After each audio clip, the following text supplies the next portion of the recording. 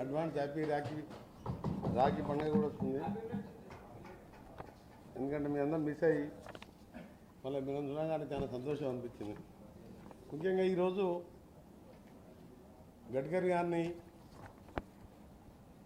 రాష్ట్రంలో పెండింగ్ ఉన్న జాతీయ రహదారుల మీద వారిని అడగగానే ఈరోజు అపాయింట్మెంట్ ఇచ్చి సుదీర్ఘంగా ఒక మెయిన్ ఇంపార్టెంట్ రోడ్స్ చాలా కాలంగా పెండింగ్ ఉండి వివిధ రీజన్తో ఇంకా కొన్ని స్టార్ట్ కాని విషయాలు, కొత్త రోడ్లు వారు కోరగానే స్పందించి ఇమీడియట్గా శాంక్షన్ చేస్తానని చెప్పి అధికారులకు ఆదేశాలు ఇవ్వడం, నేను ఇచ్చిన రిప్రజెంటేషన్ ఇమీడియట్గా దాన్ని ఫార్వర్డ్ చేయడం జరిగింది.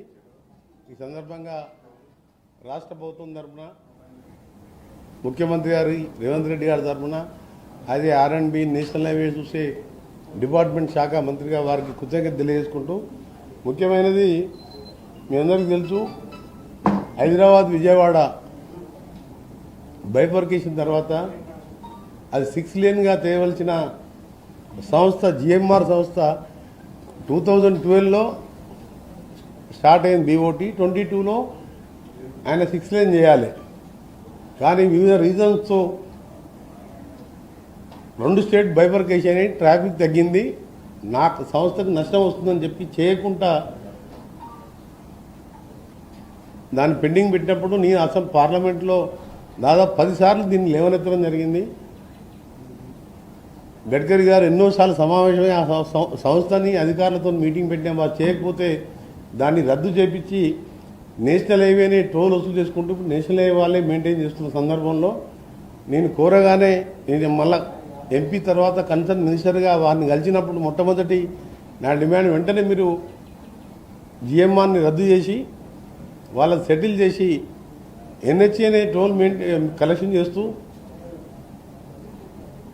6 లేన్గా ప్లస్ 2 సైడ్ సర్వీసులు అంటే 8 లేన్గా చేయాలని చెప్పి కోరినప్పుడు వెంటనే వారు ఇన్స్ట్రక్షన్ ఇచ్చి ఒక కన్సల్టెన్సీని నియమించి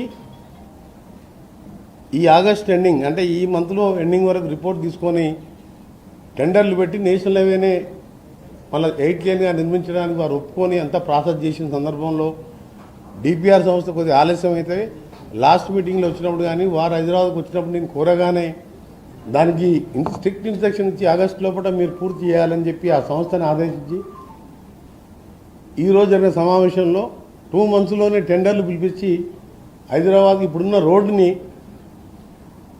6 లేన్ ప్లస్ 2 సైడ్ అంటే ఆల్మోస్ట్ 8 లేన్గా చేయడానికి వారు ఆదేశాలు ఇవ్వడం జరిగింది.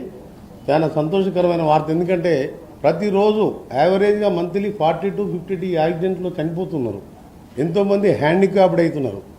లాస్ట్ వీకే మీ చౌటుపల్లి దగ్గర చూస్తే 2 DSPలు ఒక ASP, 2 DSPలు చనిపోయిన ASP క్రిటికల్గా ఇప్పటికీ హాస్పిటల్లో ఉన్నారు, 2 హాస్పిటల్లో ఉన్నారు.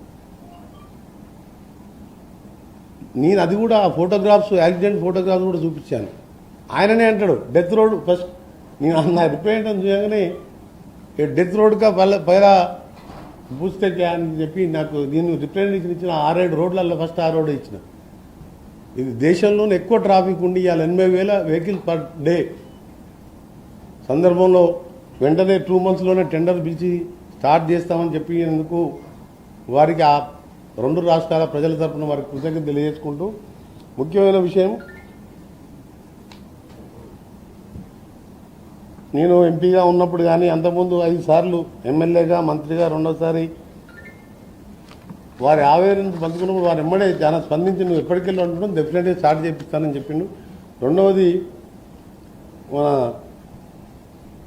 దీన్ని ఆగస్ట్ 15th రోజు ఫైనాన్స్ మీటింగ్ ఉంది, అందులో పెట్టేసి అప్రూవల్ చేసిన తర్వాత దాన్ని టెండర్లు పిలుస్తానని చెప్పడం. రెండవది ముఖ్యమైనది, తెలంగాణకు మణిహారం ORR గతంలో కాంగ్రెస్ పార్టీ నిర్మించి హైదరాబాదుకు అభివృద్ధికి ఏ విధంగా నాంది పలికిందో రాజశేఖర రెడ్డి గారు ముఖ్యమంత్రిగా కాంగ్రెస్ ప్రభుత్వం ఈరోజు మరొక హైదరాబాద్ రూపురేఖలు మార్చే విధంగా ఇప్పటికే హైదరాబాద్లో అర్బనైజేషన్ ఎక్కువ పెరిగిన సందర్భంలో 2017లో రీజనల్ రింగ్ రోడ్ అనౌన్స్ చేసింది కేంద్ర ప్రభుత్వం. అప్పుడు మొత్తం 50-50% land acquisition cost 50% state government, 50% central government పెట్టుకుంటట్టు యూటిలిటీ ఛార్జెస్ 400 crores అనేది అప్పుడు ఎస్టిమేట్ వేసిండ్రు.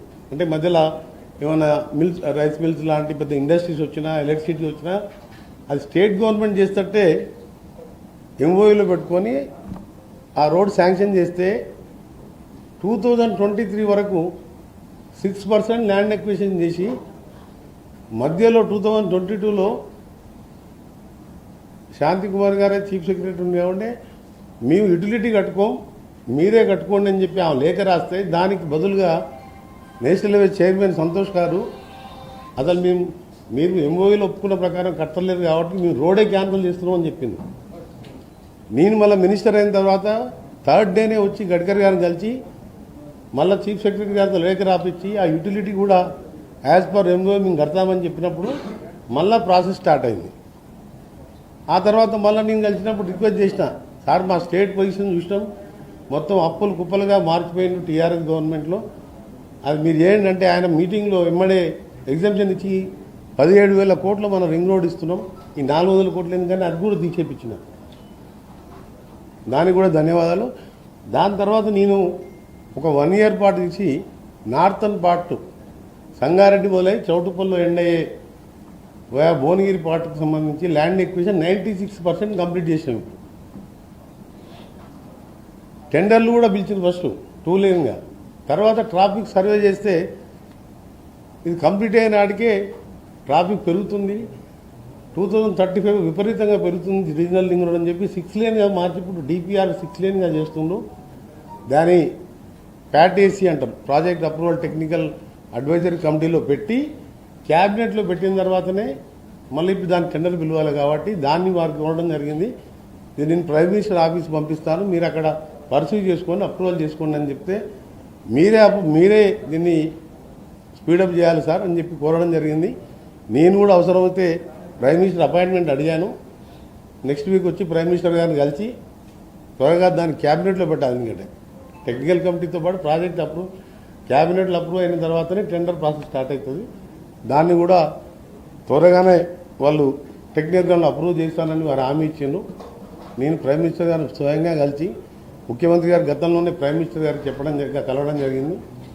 దాంతోపాటు సదరన్ పార్ట్ మళ్ళీ చౌటుపల్లికి వెళ్ళి మళ్ళీ అంతా తిరుగుకుంటా సంగారెడ్డికి రావాలి. వాళ్ళ అలైన్మెంట్ కూడా ఫిక్స్ చేయలేదు, మేము అలైన్మెంట్ ఫిక్స్ చేయించి క్యాబినెట్ మన స్టేట్ గవర్నమెంట్ క్యాబినెట్లో అప్రూవ్ చేసి వారికి పంపడం జరిగింది. ఆ విషయాన్ని కూడా వారికి గుర్తు చేస్తూ దాన్ని కూడా ఫ్రీజింగ్ అంటే ఒకసారి ఈ క్యాబినెట్లో అప్రూవ్ చేసినాం కాబట్టి ఫ్రీజింగ్ చేసినాం, దాన్ని కూడా అప్రూవల్ ఇవ్వాలని చెప్పి కోరడం జరిగింది.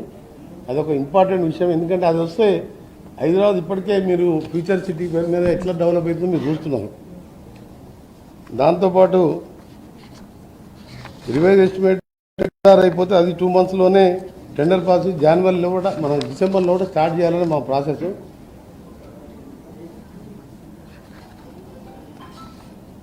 ఇంకా కొన్ని ఇంపార్టెంట్ రోడ్డు నేను ఆయనకు వీడియో కూడా చూపించిన. నేను పార్లమెంట్ మెంబర్గా ఉన్నప్పుడు 2020 కరోనా టైంలో కూడా నేను పార్లమెంట్లో ఎల్బీ నగర్ నుంచి మల్కాపూర్ అంటే where toll gate starts GMR road start అయ్యే వరకు చిన్న రోడ్డు ఉండే 600 కోట్లతో యాన్యువల్ ప్లాన్లో నేను కోరగానే ఇమీడియట్గా నేను హైదరాబాద్లో నేను అప్పుడు కేంద్ర సహాయ మంత్రి కిషన్ రెడ్డి గారు అటెండ్ అయితే as per Komatireddy Venkat Reddy request I'm sanction this under annual plan అని చెప్పి 8 లేన్గా మల్కాపూర్ వరకు తీసినాం.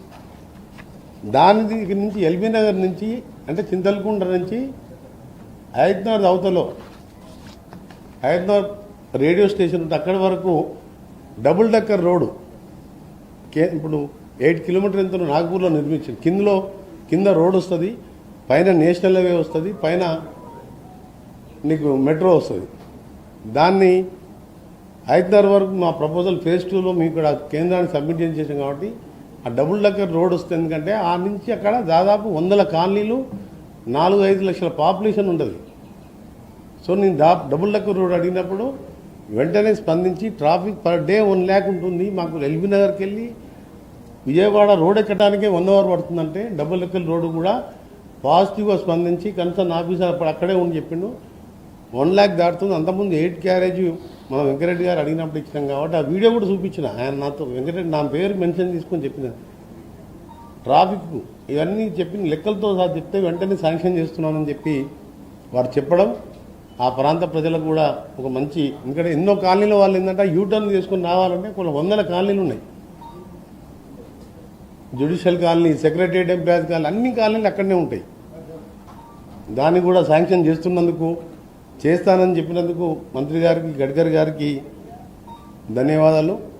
ఇంకా మిగిలిపోతే లాస్ట్ది మొయినాబాద్ రోడ్, అది 2021లో ఇదే గౌరవ గడ్కరీ గారు దాన్ని శాంక్షన్ చేయించి టెండర్లు పిలవడం జరిగింది.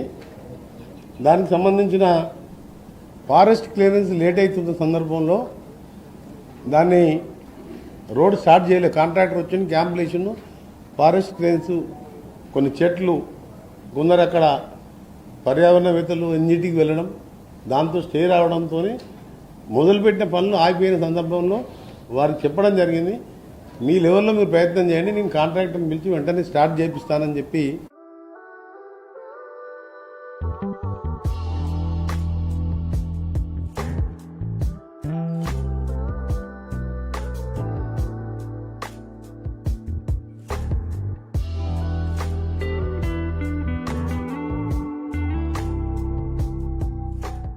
కారిడార్ కూడా లాస్ట్ టైం నేను సీఎం గారు కలిసినప్పుడు గడ్కరీ గారిని రిక్వెస్ట్ చేసినాం.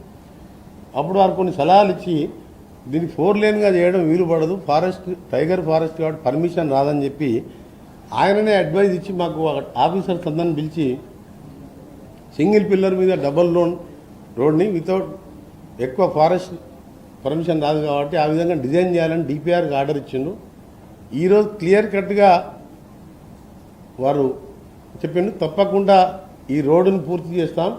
7,000 కోట్ల పైన ఖర్చు అయ్యే 62 కిలోమీటర్ దాదాపు కల్వకుర్తి నుంచి శ్రీశైలం వరకు, అది ఆంధ్ర ప్రకాశం కానీ ఆంధ్ర స్టేట్కు 100 కిలోమీటర్ డిస్టెన్స్ తగ్గుతుంది.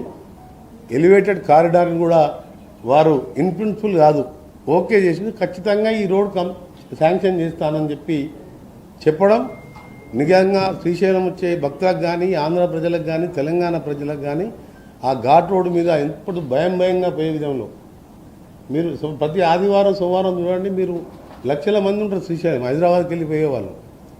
గతంలో ఛత్రపతి మహారాజు ద్వారా అక్కడి నుంచి గుర్రం మీద వచ్చేది, అది శ్రీశైలం దర్శించుకుంటాను. ఇవన్నీ కూడా రిమైండ్ చేసిన వారికి గతంలో నేను సీఎం గారు చెప్పిన, ఈరోజు మళ్ళీ చెప్తే డిపిఆర్ సర్వే అవుతుంది, త్వరలోనే దీన్ని అప్రూవల్ తీసుకొని కన్సల్టెంట్ రిపోర్ట్ వచ్చిన తర్వాత మరొకసారి డిపార్ట్మెంట్తో సర్వే చేయించి ఖచ్చితంగా ఈ రోడ్డు చేస్తానని చెప్పి వారు హామీ ఇవ్వడం జరిగింది. ఈ సందర్భంగా వారికి మరొకసారి స్పెషల్గా, ఎందుకంటే మేము ఇది టాప్ ప్రియారిటీగా తీసుకున్నాం, ఎందుకంటే అక్కడ శ్రీశైలంలో రష్, విపరీతమైన రష్ ఆ రోడ్డు. ఇంకా 2 చిన్న విషయాలేది, అది సిఆర్ఎఫ్ సంబంధించి 980 crores సంబంధించిన రోడ్ లిస్ట్ వారికి ఇవ్వడం జరిగింది. దాన్ని మీరు నెక్స్ట్ మండే వరకు మీ స్పెషల్ చీఫ్ సెక్రటరీ పంపండి, మా ఆఫీసర్తో కూర్చొని అది శాంక్షన్ చేస్తానని చెప్పి వారు హామీ ఇవ్వడం జరిగింది. తప్పకుండా ఆ 1,000 కోట్ల రూపాయలు అదనంగా, నేను వచ్చిన తర్వాత ఇది 3వసారి ఆయన శాంక్షన్ చేయడం. మధ్యలో లాస్ట్ 5 yearsలో సిఆర్ఎఫ్ సెంట్రల్ రోడ్ ఇన్ఫ్రాస్ట్రక్చర్ ఫండే ఇవ్వలే, ఆ గవర్నమెంట్ అడగాలి, వీళ్ళు ఇవ్వలే. మన పేమెంట్ కూడా అడ్వాన్స్, మా వర్క్ స్లో అవుతున్నాయి, మా దగ్గర బడ్జెట్ ప్రాబ్లం ఉందంటే 304 crores అడ్వాన్స్గా రిలీజ్ చేసి నేను ఒక లేఖ రాస్తే, దాంతోపాటు సేతు బంధు అనే కొత్త స్కీము, అది రైల్వే దగ్గర మనం అండర్ పాస్ కట్టినప్పుడు వర్షం వచ్చినప్పుడు ఏమైందంటే కింద ట్రాఫిక్ ఉండి మొత్తం ట్రాఫిక్, దాని మీద ఫ్లైఓవర్లు ఇస్తానికి 12 ప్రపోజల్ ఇచ్చినాం. స్టేట్ కాంట్రిబ్యూషన్ 107 crores, సెంట్రల్ గవర్నమెంట్ది 980 crores. దానికి కూడా మీరు వర్క్ వైజ్ లిస్ట్ ఇచ్చాను. ఫస్ట్ ప్రియారిటీ మీద 12 వర్క్లు, దాన్ని మీరు మీ స్పెషల్ చీఫ్ సెక్రటరీ మా ఆఫీసర్స్ కూర్చొని ఫైనల్ చేసి అది కూడా శాంక్షన్ చేస్తానని చెప్పడం. ఈరోజు తక్కువ సమయంలో నిన్న అపాయింట్మెంట్ అడగానే ఈరోజు ఇచ్చి, అక్కడ కొందరు కేంద్ర మంత్రులు ఉన్నా సరే ½ an hour పైన చర్చించి పాజిటివ్గా స్పందించి తెలంగాణ రాష్ట్రంలో ఇంకా పెండింగ్ చాలా ఇంతకుముందు శాంక్షన్ చేసిన వర్క్స్ కూడా మా ప్రభుత్వం వచ్చిన తర్వాత ల్యాండ్ ఎక్విజిషన్ అన్ని కూడా టేకప్ చేసి అవన్నీ కూడా స్పీడప్గా నడుస్తున్నాయి. ఎగ్జాంపుల్ నల్గొండ బైపాస్ రోడ్డు కానీ, ఇంకా ఖమ్మం సంబంధించి కానీ, నాగ్పూర్, మంచిర్యాల, విజయవాడ రోడ్డు కానీ కూడా స్టేజెస్లో ఉన్నాయి. ల్యాండ్ ఎక్విజిషన్ కూడా స్పీడప్ చేసినాం.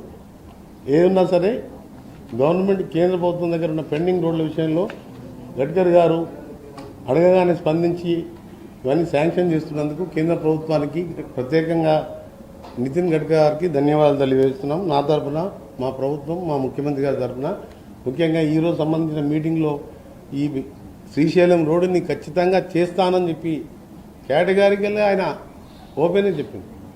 డబుల్ డెక్కర్ రోడ్డు చెప్పిన ఆయనకు ఈ విషయం, ఈ ట్రాఫిక్, ఇంతమంది యూటర్న్లు లక్షల మంది, 5-6 లక్షల మంది ఆ ఏరియాలో ఉంటారని చెప్పేది చాలా చెప్పి డిస్కస్ చేసి వాళ్ళ ఆఫీసర్తో వీళ్ళు టేకప్ అని చెప్పిండు.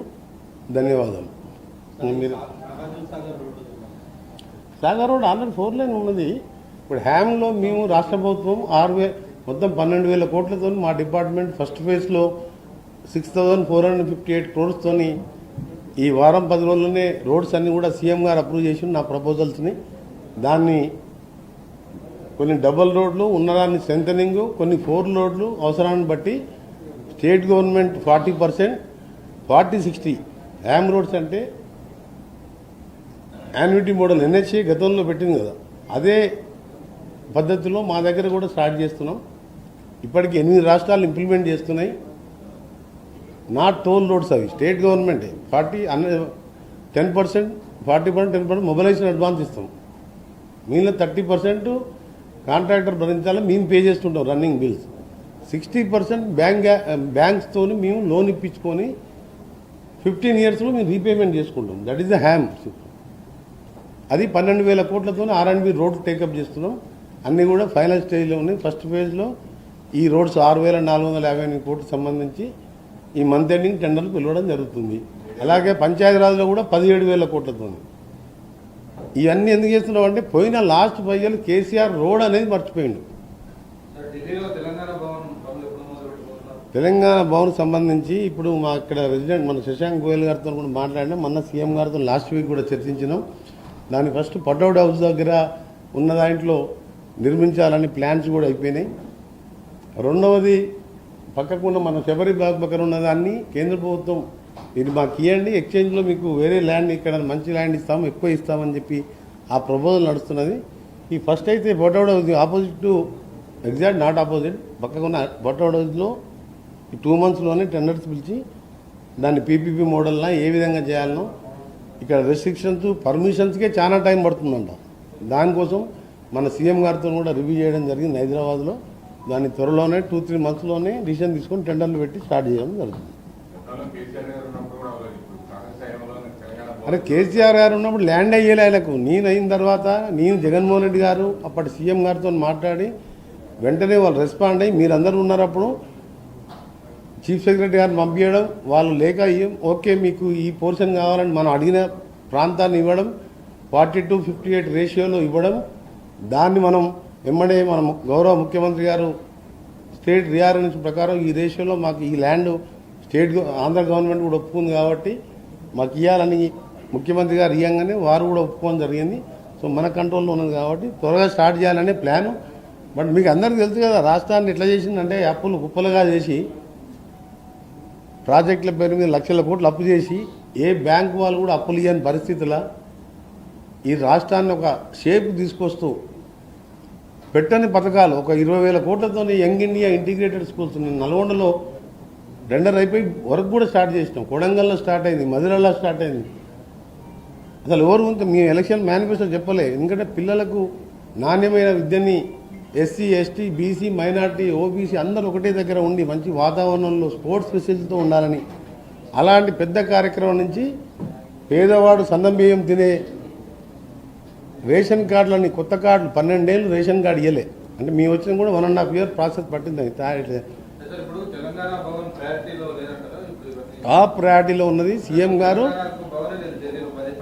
అందుకనే కదా వాళ్ళు ల్యాండే అలాట్ చేసుకోలేకపోయినా స్టేట్ గవర్నమెంట్తో అప్రూవల్ తీసుకొని మన సెంట్రల్ హోమ్ మినిస్ట్రీకి వెళ్ళి అప్రూవల్ తీసుకొని డిపిఆర్ ప్లాన్స్ అన్నీ కూడా రెడీ అయిపోయినాయి.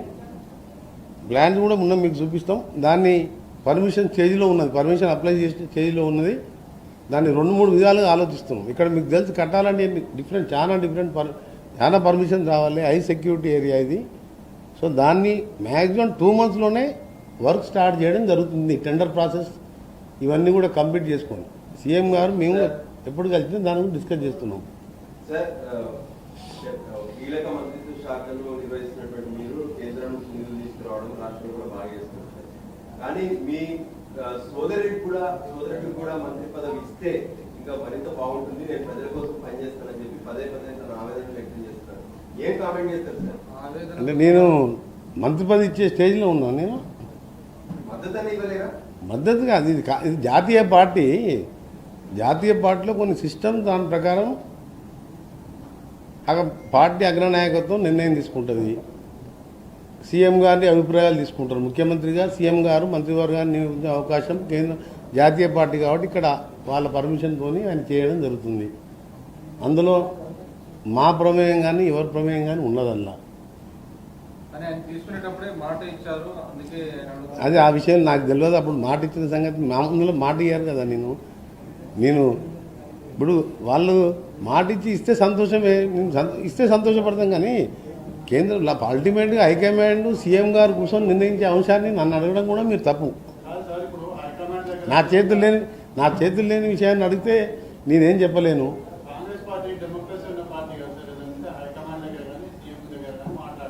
అందుకనే మీరు ఇప్పుడు ఒక పార్టీ, ఒక రీజనల్ పార్టీ 10 ఏళ్ళు అధికారంలో ఉండి దళితులు ముఖ్యమంత్రి చేస్తా, మెడ తీసేసుకుంటా, డబుల్ బెడ్రూమ్ కడతా అని చెప్పి ముక్కలయ్యి అన్నా చెల్లెలు రోడ్డు మీద పడి కొట్టుకుంటుంటే ఆ ప్రశ్నలు అడిగితే దానికి ఏమైనా మనం సమాధానం చెప్పొచ్చు. ఎందుకంటే అది రీజనల్ పార్టీ కాబట్టి. ఈ జాతీయ పార్టీలో నేను ఒక మంత్రివర్గ సభ్యుని, senior one of the senior member అనుకోండి. 6 టైమ్స్ గెలిచిన దాంట్లో కాంగ్రెస్ పార్టీలో నేను, ఉత్తమ్ కుమార్ రెడ్డి గారు 6 టైమ్స్, ఆయన మధ్యలో 3 నెలలు ఎక్స్ట్రా 7th టైం గెలిచాను. నేను 6 టైమ్స్ గెలిచాను. నేను ఆర్గనైజేషన్లో ఎన్ఎస్పీ యూత్ కాంగ్రెస్కి వెళ్ళి ఉన్నా. కాంగ్రెస్ పార్టీ ఇప్పుడు PCC president, CM, then high command వాళ్ళు మాట్లాడతారు. మీరు రాష్ట్రంలో జరిగే పరిస్థితులు ఏమైనా అడుగుతుంటే ఇది ఫస్ట్ మీరు నా ప్రియారిటీ ఐటమ్ నాది నేషనల్ అవి ఇన్ని ఈరోజు అన్ని ఆయనతో అప్రూవ్ చేయించుకున్నాను. మంత్రిపదవి కాదు, వాళ్ళక్కడ రాష్ట్రంలో ఒక గంభీరమైన అవినీతి బయటపడ్డది. ఒక ప్రసిద్ధ కోవిదుడు దేశ చరిత్రలో, న్యాయ చరిత్రలో ఘోష్ గారంటే ప్రత్యేక స్థానం ఉన్న వ్యక్తి. Supreme court judge, high court judge, west బెంగాల్లో, ఆంధ్రప్రదేశ్ ఉమ్మడి రాష్ట్ర చీఫ్ జస్టిస్గా, లోక్పాల్ మొదటిగా కమిటీ హెడ్గా వారు ఇచ్చిన జడ్జిమెంట్స్ కానీ ఎక్కడ కూడా విమర్శించే స్థాయిలోని వ్యక్తి. అంత పెద్ద కరప్షన్ విషయం ఆయన ఇచ్చిన రిపోర్టు నిన్న మేము ప్రెస్లో క్యాబినెట్కి మాకు బ్రీఫ్ చేసి మినిస్టర్ సీఎం గారికి వారు ఇస్తే 31 జూలై మాకు నిన్న స్పెషల్ క్యాబినెట్లో బ్రీఫ్ చేసి దాన్ని నిన్న మీ ప్రెస్లో మొత్తం ఓపెన్గా చెప్పినా మీరు అందరూ చూసింది. దాని మీద అడిగితే ప్రజాధనాన్ని ఏ విధంగా చూసినా అడిగితే చాలా సంతోషపడతాను. నేను ఇంటర్నల్ పాలిటిక్స్లో మాట్లాడడానికి నాకు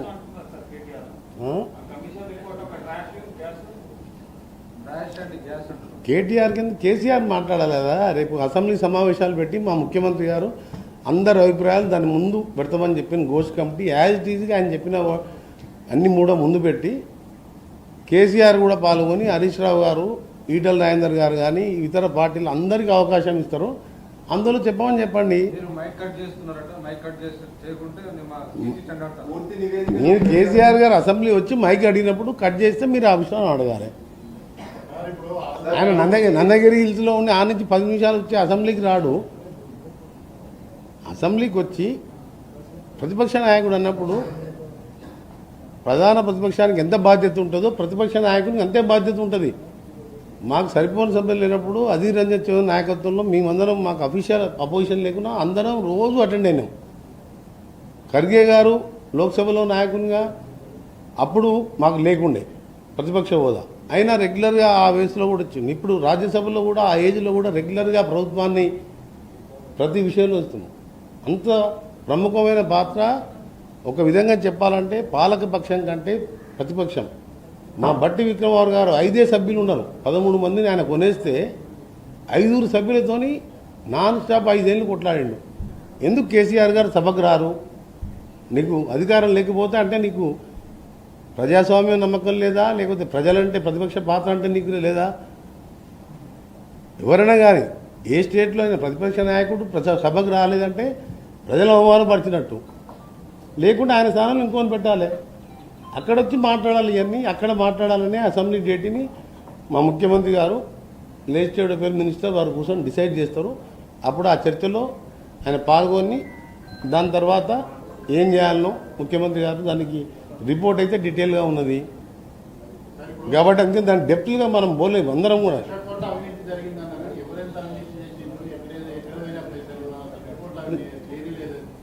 ఇక అవన్నీ డెప్త్గా నేను మనం దానికి చెప్పలేను.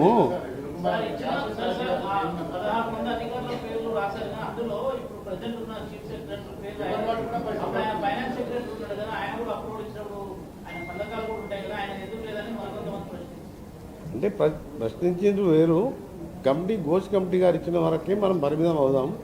వారిచ్చిన రిపోర్ట్లో ఈ మినిస్టర్స్ క్యాబినెట్లో చర్చించిన ఒక మినిస్టర్ చెప్పాను, చర్చించలేదని ఘోష్ కమిటీ గారు ఇచ్చిన ఎగ్జాంపుల్ చెప్తున్నాం. రాజస్థాన్కి పార్టీ ఉంటే కదా అక్కడ మాకేమైనా పార్లమెంట్లో 9 స్థానాలలో 3వ స్థానం పోయి 7 స్థానాలలో డిపాజిట్లు పోగొట్టుకున్న ఆ పార్టీ గురించి మాకెందుకు భయం ఉంటుందండి? అది పార్టీనా? ఉన్నదా పార్టీ? చెల్లె ఏమంటుంది, మా నాయన చుట్టూ దయ్యాలు ఉన్నాయంటది. ఒకసారి ఏమంటాడు, ఈ చెల్లె ఏమంటుంది, లిల్లి పుట్టుకాలు వచ్చి లేనిపోని చెప్తుందంటాడు. నాకేం తెలుసు, మీరు చెప్పాలి. మళ్ళీ ఆయన ఈ లిల్లి పుట్టడానికి ఒక ప్రముఖ నాయకుడి పాత్ర ఉందంట వాళ్ళ సొంత పార్టీలో. ప్రముఖ నాయకుడు అంటే ఎవరో మీరు చెప్పాలి. అంత అస్తవ్యస్తమైన పార్టీ మాకేం పోటీ అంటున్నా. అరే ఇయ్యాల కాదు ప్రముఖ నాయకుడు వాళ్ళ పార్టీలో అని చెప్పింది క్లియర్గా. ఇంత వాళ్ళ పార్టీలో ప్రముఖ నాయకుడి పాత్ర ఉంది, లిల్లి పుట్టు గారిని నా మీద తోలుతుందని చెప్తున్నాను. ఇవన్నీ నాన్ సీరియస్ ఇష్యూ, అవసరం లేని ఇష్యూ, టైం వేస్ట్. కానీ మీతో చేస్తే మాట్లాడాలని మీరు అడిగిన దానికి చెప్తున్నా. But my point is important. ఎందుకంటే మనిషి ప్రాణం చాలా గొప్పది. అప్పుడు America is great because American roads is good అని చెప్పి అప్పుడు అమెరికన్ ప్రెసిడెంట్ గారు అప్పుడు చెప్పిండు. ఇలా అభివృద్ధి సూచికలు ఏంటంటే రోడ్లు మంచుకున్న స్టేట్ తొందరగా డెవలప్ అవుతుంది, ఫాస్ట్ డెవలప్.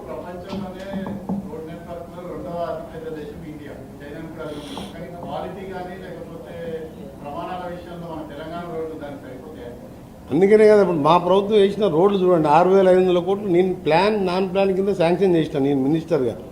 ఆ రోడ్స్ నడితే క్వాలిటీ చూడండి, నేను ఎట్లా పర్ఫెక్ట్గా క్వాలిటీ మెయింటైన్ చేస్తున్నాం మేము. ఇప్పుడు వచ్చే హ్యామ్ రోడ్స్ కానీ నేషనల్ హైవేస్ కానీ ఎక్కడ కాంప్రమైజ్ కాకుండా నేషనల్ హైవేస్ అన్నీ కూడా ఇంటర్నేషనల్ స్టాండర్డ్లో మా ఇంజనీర్స్ R&B నా శాఖ వాళ్ళే చూస్తారు. నేను రెగ్యులర్గా క్వాలిటీ కూడా మానిటర్ చేస్తుంటాం. అందుకని దాని దగ్గర ఎక్కడ మేము ఈవెన్ నేషనల్ హైవే కూడా కాంప్రమైజ్ కాదు. మోర్త్ కానీ నేషనల్ హైవే కూడా రోడ్స్ విషయంలో క్వాలిటీ విషయంలో మేము హైదరాబాద్ వరంగల్ వేసినాం చూడండి. సిమెంట్ రోడ్ మన్మోహన్ సింగ్ గారు వేసినప్పుడు రోడ్ ఎక్కడ ఒక చిన్న కంకర లేవలే.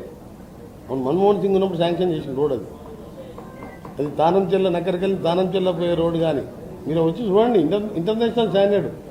సంగారెడ్డికి వెళ్ళి మన ఆందోళనకి వెళ్ళి మన కందికి వెళ్ళి వయా ఆందోళన నుంచి నాందేడ్ పోయే రోడ్ చూడండి, ఇంటర్నేషనల్ స్టాండర్డ్. మొత్తం నువ్వు వేరే ఫారిన్ కంట్రీలో ఉన్నట్టుంటుంది, ఎక్కడ ఒక విలేజ్ టచ్ కాదు. అందులో ఏం లేదు, క్వాలిటీ విషయంలో పర్ఫెక్ట్ మెయింటైన్ చేసి. Thank you very much.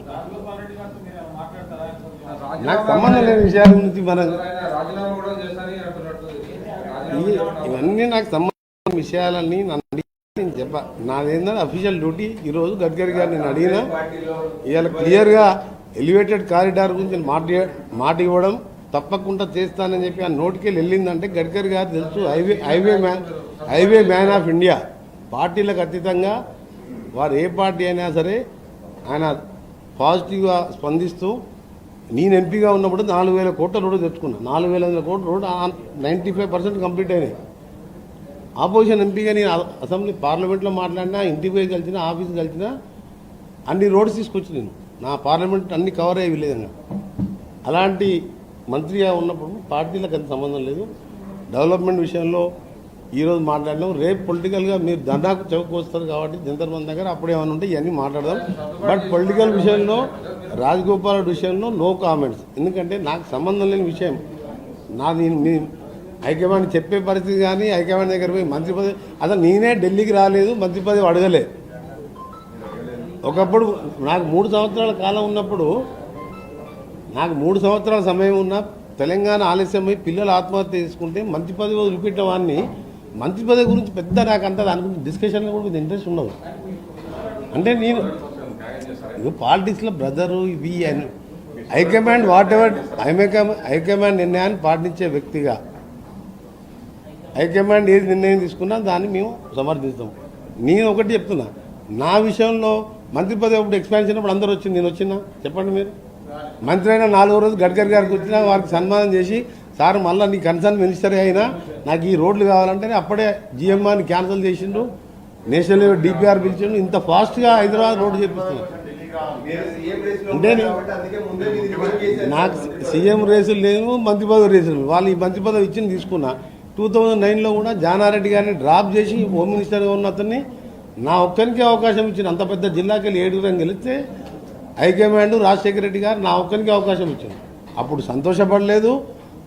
Telangana విషయంలో పిల్లలు చనిపోతుంటే పిల్లలకు చావకూడదు, అవసరం ఉంటే మనం త్యాగాలు చేయాలని మంత్రి పదవి చేసి సోనియా గాంధీ వచ్చి కలిసి ఎక్స్ప్లెయిన్ చేసి మా ఎంపీలతో పాటు మేమందరం కూడా ఆ రోజు తెలంగాణ సాధించడంలో పదవులు వదిలిపెట్టుకుంటాం. కాబట్టి మంత్రి పదవి అనేది నా దృష్టిలో పెద్ద డిస్కషన్ కాదు.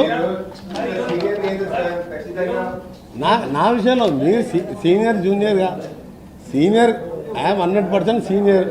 బట్ నాకు మంత్రి పదవుల మీద పెద్ద అంతా ఇంట్రెస్ట్ ఉండదు. నాకు ఐఎమ్ ఓన్లీ అదే రూలింగ్ పార్టీగా డెవలప్మెంట్ అనేది నా ఒకటి. నాట్ ఓన్లీ మై డిపార్ట్మెంట్, ఏ డిపార్ట్మెంట్ సంబంధించిన ఏ విషయం ఉన్నా నా దగ్గర కొన్ని వేల మంది వస్తుంటారు. అందరినీ కలవడం, ఎక్కడ పిలిచినా వెళ్ళడం, పిలవకున్నా వెళ్ళడం, ప్రజలతో తెలంగాణ ఈ టర్మే కాదు మళ్ళీ 5 ఏళ్ళు కూడా కాంగ్రెసే ఉంటుంది. మీరు ఒకటి రాసి పెట్టుకోండి, మీరు ఖచ్చితంగా మీరు ఒకటే రాసి పెట్టుకోండి.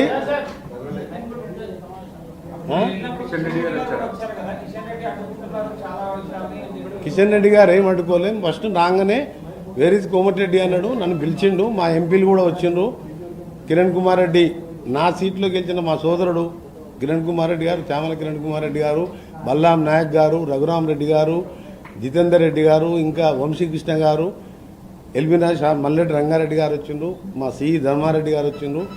ఫస్ట్ నన్ను పిలిచిండు. ఒక 1/2 అవర్ 35 మినిట్స్ డిస్కషన్ మాట్లాడి అన్నీ కూడా సంతోషకరమైన వార్త చెప్పింది. ఈరోజు అన్నీ కూడా ఒక ప్లాన్ ప్రకారం ఇది చేద్దాం, ఈ టైంలో స్టార్ట్ చేస్తా, ఈ టైంలో స్టార్ట్ చేస్తా, ఆగిపోయిన మన్నెగూడ రోడ్డు కూడా స్టార్ట్ చేపిస్తానని చెప్పడం నిజంగా చాలా హ్యాపీగా ఫీల్ అవుతున్నాను నేను. ఈరోజు వారు ఆయన అడ్డుకున్నా, ఎవరు అడ్డుకున్నా, ఆయన అడ్డుకుంటాడా అనుకోలేదు. అడ్డుకున్నా కానీ ఆగే మనిషి కాదు గడ్కరీ గారు. హైవే మ్యాన్ ఆఫ్ ఇండియాగా ప్రపంచంలోనే ఇలా భారతదేశంలో వేగంగా రోడ్డు నిర్మించడంలో అప్పుడు వాజ్పేయి గారు పెట్టిదాన్ని యూపీఏ ప్రభుత్వం కంటిన్యూ చేసింది. దాన్ని గడ్కరీ గారు స్పీడప్ చేసిండ్రు. ఎవరు ఆగితే ఎవరు ఆపమని చెప్తే ఆగే మనిషి కాదు గడ్కరీ గారు. ఎందుకంటే ఆపోజిషన్ ఎంపీగా నాకు 4,000 కోట్లు నా పార్లమెంట్కి ఇచ్చినప్పుడు ఎందుకు ఆపాలి? అందుకనే మనకు ఎవరు అవసరం లేదు. కిషన్ రెడ్డి గారు సహకారం తీసుకుంటాం. బండి సంజయ్ గారు కూడా ఎప్పుడు కూడా నాతో మాట్లాడితే ఏ విషయం ఉన్నా చెప్పన్నా స్టేట్కి సంబంధించి. కిషన్ రెడ్డి గారు కూడా గడ్కరీ వచ్చే ముందు నాతో 10 నిమిషాలు మాట్లాడాను. తప్పకుండా మీరు రోడ్స్ కోసం వచ్చినాను, తప్పకుండా మా పూర్తి సహకారం ఉంటుందని చెప్పి వారు కూడా నాతో మాట్లాడి చెప్పడం జరిగింది. మనం ఇవన్నీ కూడా మనం ఈ రోడ్స్ అనేది ఇది నేషనల్ గ్రోత్. ఇప్పుడు గ్రామాలల్లో ఇండస్ట్రీస్ రావాలన్నా, మండల ఇండస్ట్రీస్ రావాలన్నా, అన్ఎంప్లాయ్మెంట్ పోవాలన్నా రోడ్స్ మంచిగా ఉన్నప్పుడే ఇంటీరియర్ ప్లేస్కి ఇండస్ట్రీస్ వస్తాయి. ప్లస్ రోడ్ సేఫ్టీ, మనుషులు చనిపోకూడదు. యాక్సిడెంట్ అయితే ఆ కుటుంబం అప్పులపాలు అవుతుంది. ఈ అన్ని విషయాలలో పార్టీలను చూడకుండా చేస్తున్న గడ్కరీ గారికి ధన్యవాదాలు. మన కింద టీరాకుండా మాట్లాడదాం.